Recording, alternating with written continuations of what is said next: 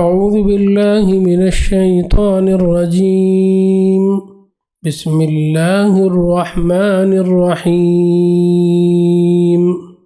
لا يحب الله الجهر بالسوء من القول إلا من ظلم وكان الله سميعا عليما نحمدہ و نصلی علی رسولہ الکریم، اما بعد۔ ناظرین اور سامعین، آج انشاءاللہ ہم جز نمبر 6 پر گفتگو کریں گے۔ حسب معمول اس کے مضامین پر ایک نظر ڈالیں گے، پھر انشاءاللہ کسی جز میں سے کوئی ایک موضوع لے کر تفصیلی گفتگو کریں گے۔ اس جز کے پہلے حصے میں جو نمایاں ابھرا ہوا مضمون ہے وہ یہ ہے کہ مذاہب کے بارے میں اور قوموں کے بارے میں ہیلتھی ڈیبیٹ کا ماحول پایا جانا چاہیے۔ شروعات ہوتی ہے مظلوم کو حق ہے کہ وہ ظالم کی برائی کا اظہار کرے۔ بعض موقعوں پر درگزر سے کام لینا زیادہ مناسب رویہ ہوتا ہے۔ قرآن مشرکین عرب، منافقین، یہود اور نصارہ کے مذہبی رویوں پر برملا اظہار کرتا ہے۔ ہمارے امیر جماعت کہا کرتے ہیں کہ مذہبی امور میں جو اختلاف ہے ان پر کھل کر گفتگو ہونی چاہیے، اور ضروری نہیں ہے کہ دل رکھنے کے لیے یہ کہیں کہ سب مذاہب ٹھیک ہیں۔ سائنس کی دنیا میں دل رکھنے کے لیے ہر رائے کو صحیح نہیں کہا جاتا، بلکہ علمی طور پر تبصرے کیے جاتے ہیں۔ جو علمی سیمینارز ہوتے ہیں ان میں ایک اوپینین اور دوسرا اوپینین سب صحیح نہیں مانا جاتا، ایک دوسرے کے خلاف بحث بھی کرتے ہیں لیکن اس کے باوجود مل جل کر رہتے بھی ہیں۔ یہ ڈگنیٹی، یہ کمپوزر اور یہ طریقہ علمی طریقہ ہے۔ علمی تنقید کرنا ایک الگ چیز ہے، کسی کی تنقید کرنا اور تمسخر کرنا ایک دوسری چیز ہے۔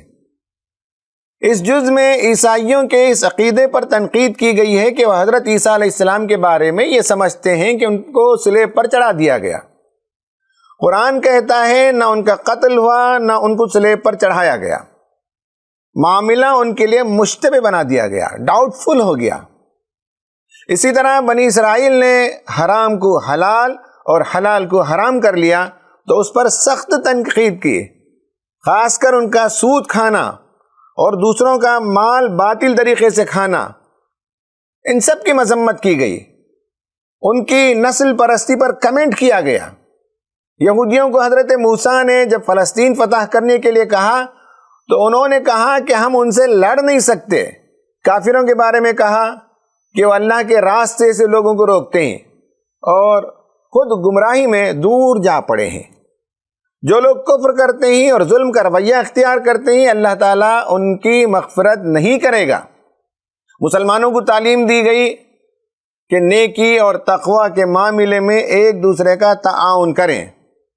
یہ اس جز کا پہلا ابھرا ہوا مضمون ہے کہ مذہبی آئیڈیاز اور قوموں کے برے رویوں پر ڈسکشن ہونا چاہیے اور اصلاح کے مواقع تلاش کرنا چاہیے۔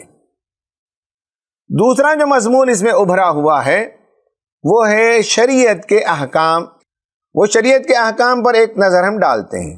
اس جز میں بھی شریعت کے احکام بیان کیے گئے ہیں، مثلا عہد کو پورا کرنا، خواہ وہ اللہ سے کیا ہوا عہد ہو یا بندوں سے کیا ہوا عہد، حلال جانور کھانا، نیکی اور تقوی کے معاملے میں مدد کرنا، نماز پڑھنا، غسل کرنا، حق کے اور انصاف کے اور عدل کے گواہ بن کر کھڑے ہونا، اللہ سے کیے ہوئے وعدوں کو نہیں توڑنا، انسانوں کا خون ناحق نہیں بہانا، زمین میں فساد برپا نہیں کرنا، چوری نہیں کرنا، چوری کرنے والوں کو سزا دینا، اللہ کی کتابیں تورات، انجیل اور جو کچھ اس نے نازل کیا اس کے مطابق دنیا کے معاملات کا فیصلہ کرنا، اس میں بیان کیے گئے اللہ تعالیٰ کے احکامات کو نافذ کرنا، جانوروں کا شکار، حلال اور طیب کھانا۔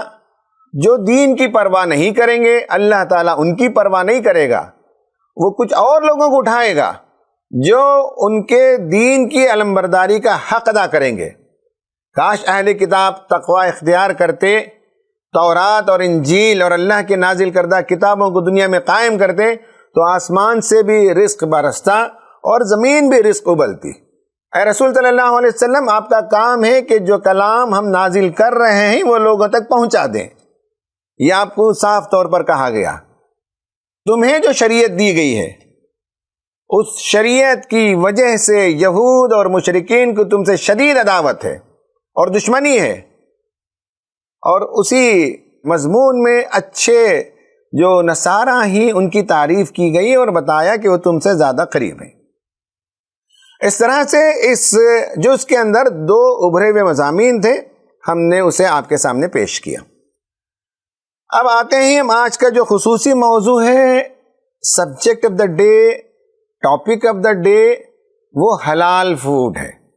حلال فوڈ پر یعنی حلال غذا کے کھانے پر اور حرام غذا نہیں کھانے پر اسلام کا جو اصرار ہے، اسلام کی جو سخت تعلیمات ہیں، اس کو لے کر بعض لوگوں کے ذہنوں میں غلط فہمیاں پائی جاتی ہیں۔ تو آج ہم چاہیں گے کہ اسلام کیوں اپنے ماننے والوں کو اس بات کی تاکید کرتا ہے کہ وہ حرام کھانوں سے پرہیز کریں اور حلال کھانا ہی کھائیں۔ پہلے ہم آیت کا مطالعہ کرتے ہیں، پھر اس کے بعد اس پر تفصیل سے گفتگو کرتے ہیں۔ آیت اس طرح سے ہے، حرمت علیکم المیتۃ والدم ولحم الخنزیر وما اہل لغیر اللہ بہ والمنخنقۃ والموقوذۃ والمتردیۃ والنطیحۃ وما اکل السبع الا ما ذکیتم وما ذبح علی النصب وان تستقسموا بالازلام ذالکم فسق اليوم یئس الذین کفروا من دینکم فلا تخشوہم واخشون اليوم اکملت لکم دینکم واتممت علیکم نعمتی ورضیت لکم الاسلام دینا فمن اضطر فی مخمصۃ غیر متجانف لإثم فإن اللہ غفور رحیم۔ تم پر حرام کیا گیا مردار، خون، سور کا گوشت اور وہ جانور جو خدا کے سوا کسی اور کے نام پر ذبح کیا گیا ہو، وہ جو گلا گھٹ کر یا چوٹ کھا کر یا بلندی سے گر کر یا ٹکر کھا کر مرا ہو یا جسے کسی درندے نے پھاڑا ہو، سوائے اس کے جسے تم نے زندہ پا کر ذبح کر لیا ہو، اور وہ جو کسی آستانے پر ذبح کیا گیا ہو۔ نیز یہ بھی تمہارے لیے ناجائز ہے کہ 500 کے ذریعے سے اپنی قسمت معلوم کرو۔ یہ سب افعال فسق ہیں۔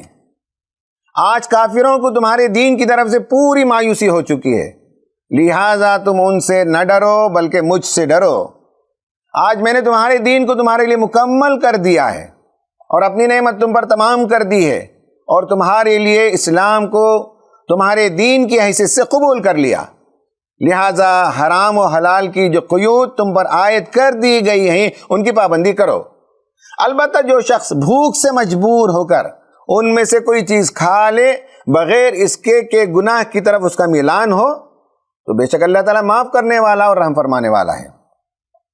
خواتین و حضرات، ان آیتوں کی تفصیل سمجھنے سے پہلے حلال و حرام کے مسئلے کو سمجھ لیں کہ دنیا میں جو لوگ بھی خدا کو مانتے ہیں اور خدائی تعلیمات پر یقین رکھتے ہیں تو ان کی زندگی میں بعض پابندیاں ہوتی ہیں۔ کھانے پینے اور زندگی کے دیگر امور میں کچھ چیزیں پرمیٹڈ ہوتی ہیں اور کچھ چیزیں پروہیبیٹڈ ہوتی ہیں، اور اس کی ایک فہرست ہر مذہب کے ماننے والے کے پاس ہوتی ہے۔ پابندیوں کی فہرست میں فرق ہو سکتا ہے، مگر اس کی اصل اسپرٹ یہ ہے کہ کچھ چیزیں جائز، مباح اور کرنے کی ہوتی ہیں جو خدا نے کہا ہے، اور کچھ چیزیں ناجائز، گناہ اور حرام ہوتے ہیں اور نہیں کرنے کے ہوتے ہیں جسے خدا نے منع کیا ہے۔ چونکہ موجودہ دور میں خدا کے رول ہی کو بہت کم کر دیا گیا، اس لیے حلال و حرام کی بحث ان کے لیے ایک عجیب بات نظر آتی ہے۔ زیادہ سے زیادہ خدا کو مانا تو اپنے من میں جب آیا اسے یاد کر لیا، باقی ان کا خیال یہ ہے کہ زندگی کے تمام امور میں انسان خود اپنی عقل سے راستہ طے کر سکتا ہے، کسی خدائی تعلیمات کی اسے ضرورت نہیں ہے۔ یہ وہ لوگ ہوتے ہیں جنہیں حلال و حرام کے مسئلے سے چڑ ہے۔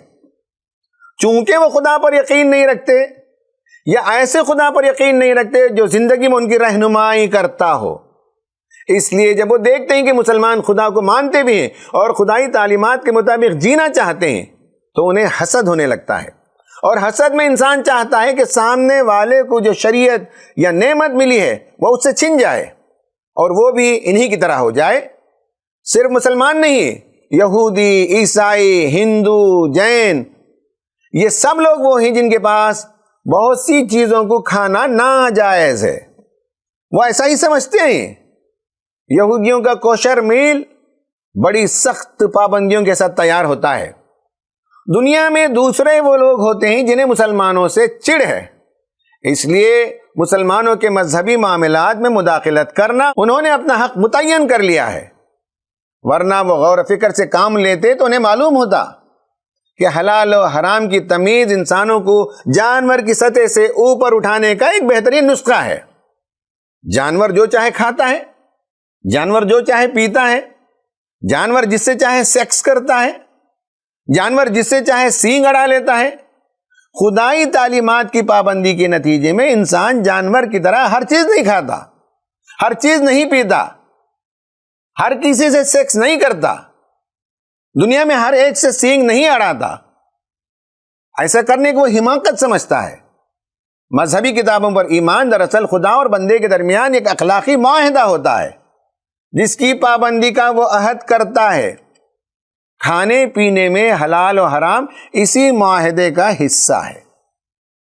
یہ بنیادی بات ہے حلال و حرام کے سلسلے میں جو آپ کے ذہن میں ہونی چاہیے۔ اب ہم اس آیت کی تشریح کریں گے۔ آیت کے پہلے حصے میں کھانے کی چیزوں میں 4 چیزوں کو حرام قرار دیا گیا۔ ان میں سے جو پہلی چیز ہے وہ مردار جانور، نمبر 2 بہتا ہوا خون، نمبر 3 سور کا گوشت، اور نمبر 4 وہ تمام جانور جن کو خدا کے نام پر ذبح نہ کیا گیا ہو۔ کچھ لوگوں کے ذہن میں یہ سوال ہوتا ہے کہ قدرتی موت سے جو جانور مرا وہ تو مردار ہے، باقی حادثوں سے جو مرا کیا وہ بھی حرام ہے؟ اس طرح کے سوالات نبی صلی اللہ علیہ وسلم کے سامنے آئے تو قرآن نے مزید اس کی وضاحت کر دی۔ قرآن نے اس آیت میں حادثاتی موت سے مرنے کے 5 اقسام بتائے۔ ایک ہے منقنقہ، وہ جو جس کا گلا گھونٹ دیا گیا ہو، جیسے کوئی جانور گلے میں پڑی رسی یا درخت یا بیل سے الجھ کر مر جاتا ہے۔ آج کے زمانے میں مرغیوں کو گلا گھونٹ کر مار دیا جاتا ہے، وہ آسان ہے اور اس طرح سے مارکیٹ میں سپلائی بھی کر دیا جاتا ہے۔ یہ سب اسی زمرے میں آتے ہیں اور یہ حرام ہے۔ دوسری قسم ہے وہ ہے موقوذہ، جو چوٹ کھا کر مر جائے، یعنی ٹرین کا حادثہ ہو جائے یا ٹرک اس سے ٹکرا کر جانور زخمی ہو جائے اور مر جائے۔ آج کے زمانے میں امریکہ وغیرہ میں ذبح کرنے کو وہ بے رحمی سمجھتے ہیں، اور اپنے فارم میں جہاں بہت سی بکریاں وہ پالتے ہیں وہاں وہ جاتے ہیں، اپنے جیب سے بندوق نکالتے ہیں اور کھٹ کھٹ سے 2 گولی مارتے ہیں، جانور وہیں مر جاتا ہے، پھر اٹھا کر اسے پروسیس کرنا شروع کر دیتے ہیں۔ یہ بھی حرام ہے چونکہ چوٹ کھا کر مرا ہے وہ، اور گولی لگنا بھی چوٹ کے لگنے میں شامل ہے، اور یہ بھی حرام ہے۔ تیسری قسم ہے متردیہ، جو اوپر سے گر کر مر جائے۔ پہاڑی علاقوں میں جہاں لوگ بستے ہیں وہاں لوگ جانور پالتے ہیں، اور بعض دفعے راک کا جو کلف ہوتا ہے، کلف ہینگر سے بھی جانور گر جاتا ہے، اور کبھی پہاڑ کی چوٹی سے گر کر مر جاتا ہے۔ لوگ سمجھتے ہیں ابھی تو گرا ہے، ابھی تو مرا ہے، اسے کھانے میں کوئی مذائقہ نہیں، مگر اسلام کے نزدیک وہ بھی مردار میں شامل ہے اور وہ بھی حرام ہے۔ چوتھی قسم نتیحہ کی ہے، یعنی جانور کے سینگ سے زخمی ہو جائے۔ 2 جانور آپس میں لڑ لیتے ہیں اور سینگ اڑا لیتے ہیں، اور ایک جانور کے سینگ سے دوسرا جانور زخمی ہو جاتا ہے، یہ بھی حرام ہے چونکہ وہ انفیکٹڈ ہو گیا۔ اور 5ویں نمبر وما اکل السبع، یعنی جسے پریڈیٹر جانور نے پھاڑ دیا ہو۔ اب صرف اس میں ایک ایکسیپشن ہے کہ ان میں سے کوئی بھی جانور جیسے کہ اوپر سے گر گیا ہو پہاڑ سے، یا ٹرین کے ایکسیڈنٹ ہو گیا ہو، یا یہ کہ کسی جانور نے اسے حملہ کر کے پھاڑا ہو اور ابھی وہ جانور زندہ ہو تو اسے ذبح کر کے حلال کیا جا سکتا ہے۔ حرام کی دوسری کیٹیگری وہ ہے جو کسی جانور کو کسی آستانے پر ذبح کیا گیا ہو، اگرچہ کہ وہ اسلامی طریقے سے ہی کیوں نہ کیا گیا ہو، مثلاً بتوں کے آگے، دیویوں اور دیوتاؤں کے آگے، یا جن اور بھوت ان کو خوش کرنے کے لیے متعین مقامات ہوتے ہیں، وہاں ذبح کردہ جانور مسلمانوں کے لیے حرام ہے۔ اس طرح درگاہوں، مزاروں اور قبروں پر جا کر قربانی کرنا بھی ہمارے اسکالرز نے اسی زمرے میں شامل کیا ہے۔ اس لیے مسلمان ایک خدا کو تسلیم کرتا ہے، باقی تمام کی خدائی کے دعوے بے دلیل ہوتے ہیں۔ جہاں تک بھوت اور جنوں کی بات ہے، لوگ ان سے ڈرتے ہیں، اس لیے جا کر ان کے سامنے قربانی کرتے ہیں، ان کی ایذا رسانی سے بچنے کے لیے قربانی دیتے ہیں۔ مسلمان کا عقیدہ ہے کہ زمین و آسمان میں کوئی چیز اسے ایذا نہیں پہنچا سکتی سوائے اللہ تعالیٰ کے حکم سے، اس لیے صرف اس سے ڈرنا چاہیے، اس کی اطاعت کی جانی چاہیے۔ اس آیت میں حرام چیزوں میں سے جو تیسری کیٹیگری حرام ہے، وہ ظاہر میں لگتا ہے کہ کھانے پینے سے متعلق بات نہیں، مفسرین بھی اس طرف گئے ہیں، مگر مولانا امین حسن اصلاحی رحمۃ اللہ علیہ نے اسے بھی کھانے پینے کے حکم سے جوڑا ہے۔ میں ذرا تفصیل سے آپ کو بتاؤں گا۔ فال نکالنا یا قسمت دیکھنا ہر زمانے میں یہ عمل ہوتا رہا ہے۔ اس کے لیے ایک ڈبے میں تیر جمع کیے جاتے ہیں۔ تیر سے مراد وہ تیر نہیں جس سے جانور شکار کیے جاتے ہیں، بلکہ عموماً لکڑی کے بنے ہوئے تیر ہوتے ہیں اور چھوٹے چھوٹے ہوتے ہیں۔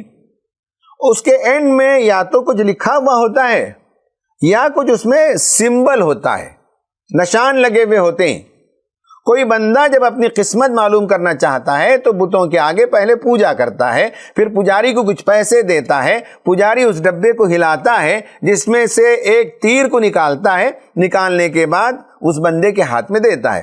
بندہ پھر پہلے دیکھتا ہے، پھر پجاری کے حوالے کرتا ہے، اور اس کے بعد پجاری اس میں جو سمبل ہوتا ہے اس کی تشریح کر کے بتاتا ہے کہ آپ جس مسئلے میں الجھے ہوئے ہیں اس کے متعلق ڈیوائن گائیڈنس کیا ہے۔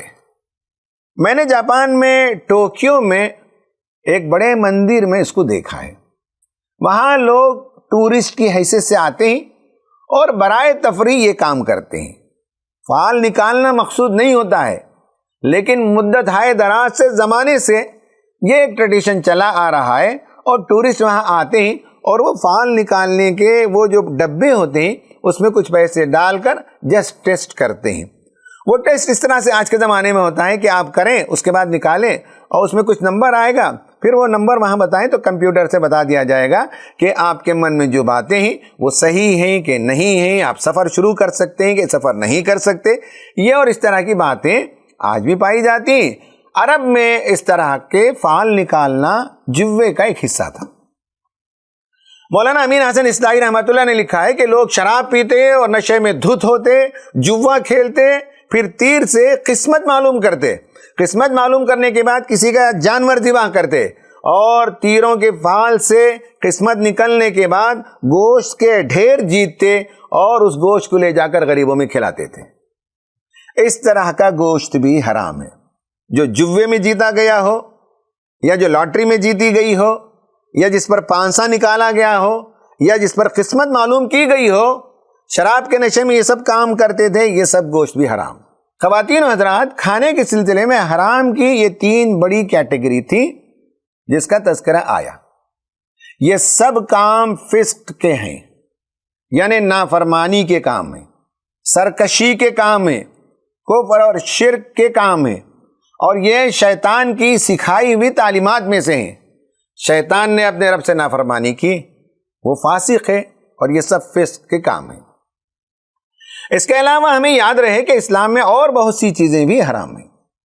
یہاں جانوروں کا ذکر آیا ہے، قرآن میں کھائے جانے والے جانوروں کی فہرست تو بیان نہیں کی گئی، اس لیے کہ قرآن اس کام کے لیے نہیں آیا ہے. قرآن تو ہدایت کی کتاب ہے، اس میں ضروری رہنمائی کر دی گئی اور حرام چیزوں کے بارے میں بتا دیا گیا کہ یہ نہیں کھانا ہے. ان کا خیال رکھتے ہوئے باقی سب چیزیں حلال ہیں.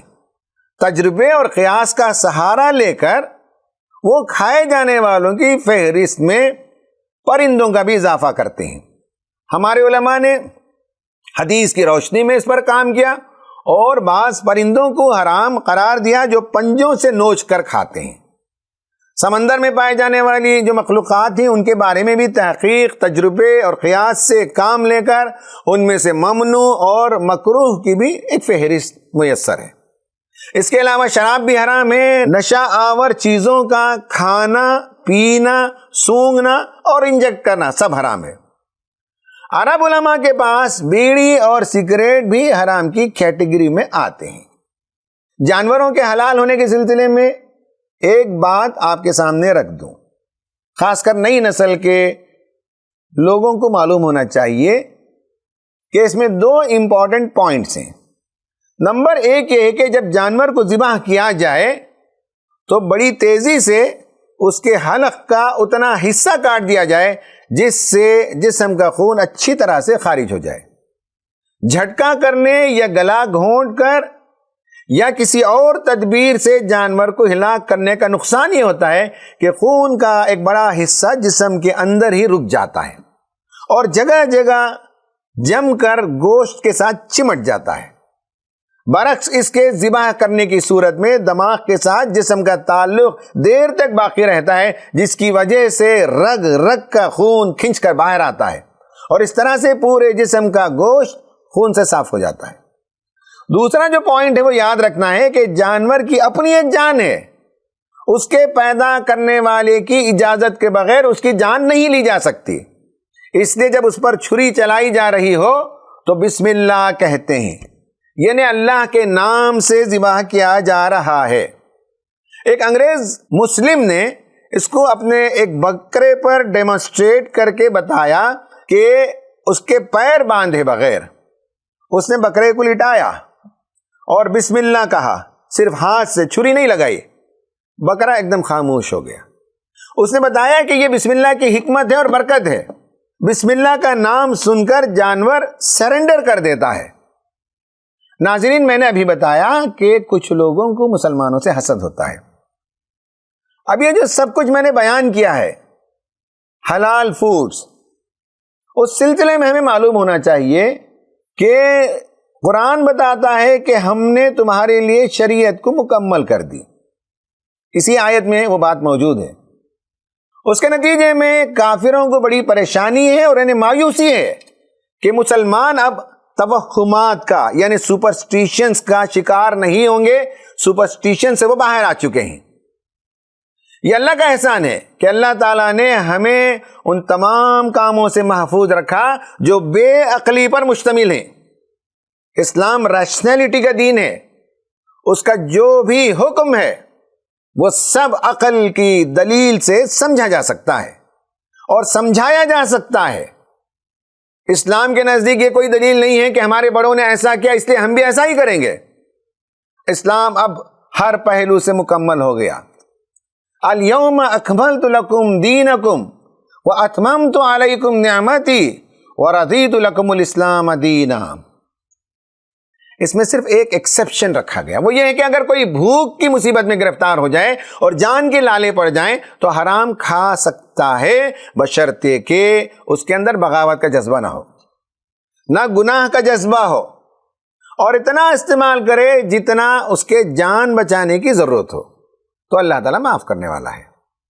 اب آئیے اس کے فوراً بعد والی آیت کے ایک چھوٹے ٹکڑے پر ہم گفتگو کرتے ہیں. وہ ہے یسألونک ماذا احل لہم. لوگ پوچھتے ہیں کہ ان کے لیے کیا حلال ہے. قل احل لکم الطیبات، کہو کہ تمہارے لیے تمام پاکیزہ چیزیں حلال ٹہرائی گئی ہیں. قرآن میں لفظ حلال 51 ٹائمز آیا ہے. 24 ٹائمز شادی، میراث، گھریلو معاملات، رمضان میں میاں بیوی کے جنسی تعلقات، حرام مہینوں کی تعداد وغیرہ کے سلسلے میں لفظ حلال استعمال ہوا ہے. 27 ٹائمز فوڈ اینڈ ڈرنک کے سلسلے میں استعمال ہوا ہے۔ ان 27 مقامات کا جائزہ لیں تو پتا چلے گا کہ آمدنی بھی حلال ہونی چاہیے، ذبح کا طریقہ بھی حلال ہونا چاہیے، کھانے کے آداب بھی وہاں بتائے گئے ہیں۔ تو معلوم ہوا کہ اللہ تعالیٰ نے انسانوں کے لیے طیبات حلال کی ہیں۔ لفظ طیب قرآن میں 50 مرتبہ آیا ہے۔ یہ لفظ شادی بیاہ، تحفے، اچھے بچے، اچھا انجام، اچھی مٹی، اچھے ادب، اچھی تقریر، ان سب کے لیے استعمال ہوا ہے، اور یہ 23 مرتبہ آیا ہے۔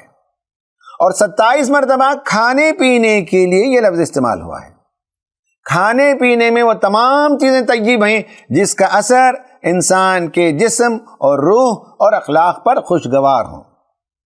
ناظرین، اب ہم اختصار کے ساتھ بات کریں گے کہ انسانی صحت اور خوراک میں گہرا رشتہ ہے۔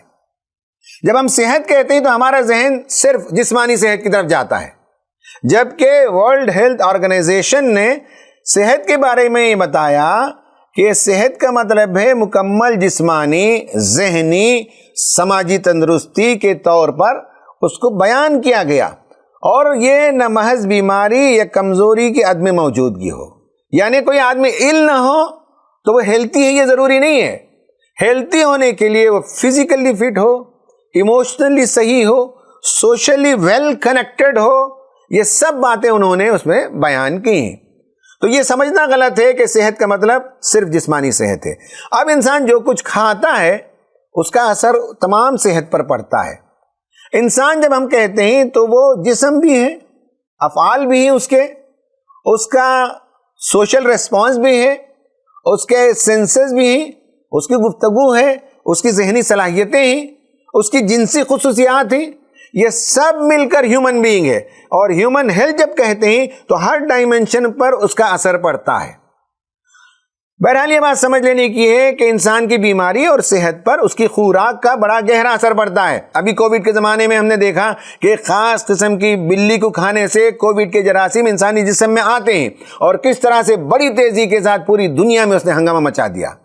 مردار جانور میں کون سی بیماریاں تھیں ہم نہیں جانتے، اور کون سے جراثیم تھے اس کا علم انسان کو نہیں ہے، اس لیے مردار کھانے سے پرہیز کرنا انسانی صحت کے لیے ضروری ہے۔ جب ہم صحت کہتے ہیں تو ہر قسم کی صحت ہے۔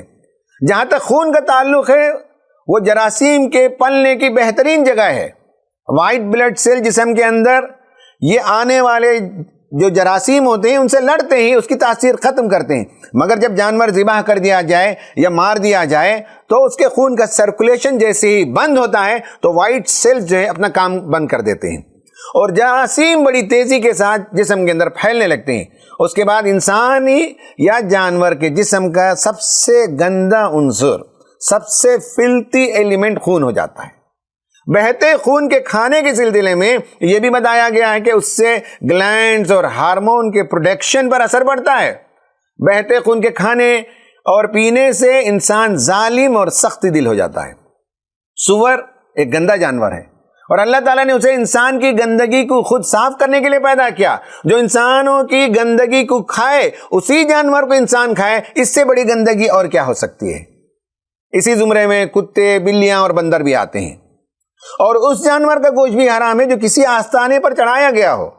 لات، عزا، منات کے احترام میں جو جانور قربان کیا گیا ہو، کیسے وہ شخص اسے کھا سکتا ہے جو ایک خدا کی عبادت کرتا ہے اور سمجھتا ہے کہ باقی سب جو کچھ ہیں وہ کچھ نام ہیں جو لوگوں نے گھڑ لیے ہیں۔ ناظرین، اسلام اس بات کو بڑی اہمیت دیتا ہے کہ انسان جو کچھ کھا رہا ہے وہ کیسا ہے اور کہاں سے آیا ہے، اس لیے کہ انسان کی خوراک کا اثر، جیسے میں نے ابھی بتایا، کہ اس کے جسم پر، اس کی روح پر اور اس کے اخلاق پر پڑتا ہے۔ خوراک کا اثر جسم پر جو کچھ پڑتا ہو اس کی تحقیق اور اسٹڈی لیبارٹری میں ممکن ہے، مگر جن کھانوں سے انسانی روح اور اس کے اخلاقیات پر برے اثر پڑتے ہوں انہیں جانچنے اور اسٹڈی کرنے کا کوئی طریقہ ہمارے پاس موجود نہیں ہے۔ ہمارا پیدا کرنے والا ہی بہتر جانتا ہے کہ کن کن کھانوں سے ہماری روح اور ہمارے اخلاق پر برے اثرات پڑ سکتے ہیں۔ لہٰذا جب ایک مرتبہ اس پر ایمان لے آئے تو اس کی بات ہمارے لیے حرف آخر ہے۔ اگرچہ کہ اس کی حکمت ہمیں سمجھ میں آئے یا نہ آئے۔ کچھ نقصانات تو کیمیکل، مائکروبیل نوعیت کے ہوں گے، کچھ اثرات تو سائیکالوجیکل ہوں گے، اور کچھ اثرات انسان کی روحانی زندگی پر ہوں گے۔ اس لیے ہمیں جو کچھ حرام کی فہرست بتائی گئی ہے اس سے رکنا چاہیے، اس کے سائنٹیفک دلائل ہمارے سمجھ میں آ جائیں تب بھی، اور نہ آئیں تب بھی۔ اور اسلام یہ چاہتا ہے کہ ہم حلال ہی کھائیں۔ حلال جب کھانے کی بات ہوتی ہے تو یہ بات اچھی طرح سے سمجھ لیجئے کہ صرف کسی جانور کو بسم اللہ اللہ اکبر کہہ کر آپ نے حلال کر لیا ہو تو اس سے آپ کی غذا حلال نہیں ہو جاتی۔ کمایا ہوا طریقہ بھی حلال ہونا چاہیے۔ حرام طریقے سے کما کر حلال طریقے سے ایک جانور کو ذبح کیا جائے اور کھایا جائے تب بھی وہ حرام ہو جاتا ہے، اس لیے کہ پیسے حرام ہیں۔ تو جو کچھ حلال کیا گیا ہے ان میں سے وہ خوراک بھی بذات ہی حلال ہونا چاہیے اور حلال طریقے سے کمایا ہوا ہونا چاہیے، اور اس کا پورا پروسیسنگ بھی حلال طریقے سے ہونا چاہیے۔ اب میں آخر میں ایک بات کہہ کر اپنی بات کو ختم کرتا ہوں، وہ یہ ہے کہ حلال کھانا کھانے کے فوائد یہ ہیں کہ انسان خدا سے مربوط ہوتا ہے، خدا کی اطاعت میں اس کا دل لگتا ہے، اسے سکون ملتا ہے، حلال کھانے کا اسے ثواب بھی ملتا ہے۔ حلال کھانے سے انسان کی دعائیں قبول ہوتی ہیں۔ جو بندہ حرام کھائے، حرام پیے، حرام لباس پہنے، وہ بہت دور دراز کا سفر کر کے غبار میں اٹا ہوا جسم لے کر خدا کی بارگاہ میں پہنچے، یا رب یا رب پکار پکار کر دعا کرے، مگر حدیث میں بتایا گیا کہ اس کی دعا رد ہو جاتی ہے، اس لیے کہ اس کا کھانا حرام، اس کا پینا حرام، اس کا پہننا حرام۔ حلال غذا انسانی جسم کے لیے مفید بھی ہے۔ حلال کھانے سے انسان کا دل مطمئن رہتا ہے۔ حلال کھانے والا انسان متقی انسان ہے، اور حلال کی روزی میں پلنے والے بچے ماں باپ اور سماج کے لیے مفید ہوں گے انشاءاللہ۔ خواتین و حضرات، ہمارا یہ کام ہے کہ حلال کا یہ فلسفہ اور حرام جانوروں کے سلسلے میں اسلام کی تعلیمات جو کچھ ہیں اس سے ہم دنیا کو واقف کرائیں۔ اس میں ان کا بھی فائدہ ہے، ان کی بھی صحت ہے، ان کی روحانیت کا بھی فائدہ ہوگا۔ اللہ سے دعا ہے کہ ہمیں اللہ تعالیٰ یہ کام کرنے کی توفیق عطا فرمائے، آمین۔ وآخر دعوانا ان الحمد للہ رب العالمین۔